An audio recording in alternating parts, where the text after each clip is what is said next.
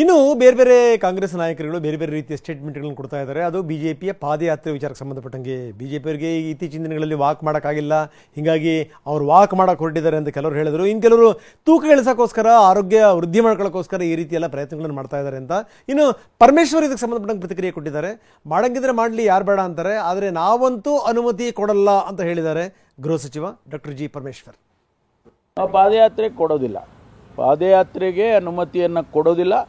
ಅವ್ರು ಮಾಡಿದರೆ ಅವ್ರು ಮಾಡಲಿ, ನಾವೇನು ಬೇಡ ಅಂತ ಹೇಳೋದಿಲ್ಲ.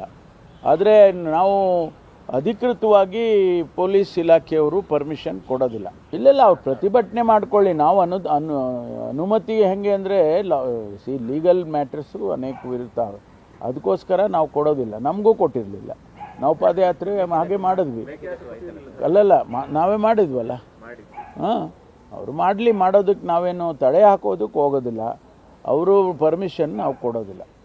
ಅವರು ಫೆಸಿಲಿಟೇಟ್ ಮಾಡಿ ಅವ್ರಿಗೆ ಯಾವುದೂ ತೊಂದರೆ ಆಗ್ದಂಗೆ ಹೋಗ್ಲಿಕ್ಕೆ ಬಿಡ್ತೀವಿ. ಉಪಮುಖ್ಯಮಂತ್ರಿ ಡಿ.ಕೆ. ಪರವಾಗಿರುವಂಥ ಒಂದು ಬಣ ಬಿ ಜೆ ಪಿಯಲ್ಲಿದೆಯಾ?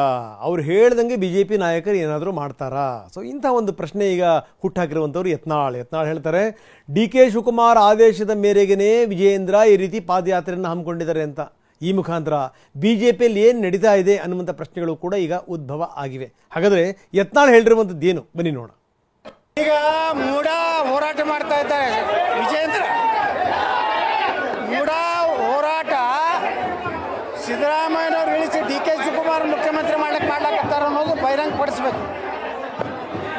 ಡಿ.ಕೆ. ಶಿವಕುಮಾರ್ ಆದೇಶದಂತೆ ವಿಜಯೇಂದ್ರ ಪಾದಯಾತ್ರೆ ಮಾಡ್ತಾ ಇದ್ದಾನೆ ಅಂದರೆ ಸಿದ್ದರಾಮಯ್ಯನ ಇಳಿಸಲಿಕ್ಕೆ. ಅದಕ್ಕೆ ಈ ಪಾದಯಾತ್ರೆ ಒಂದು ಹೊಂದಾಣಿಕೆ ರಾಜಕಾರಣ ಇದೆ.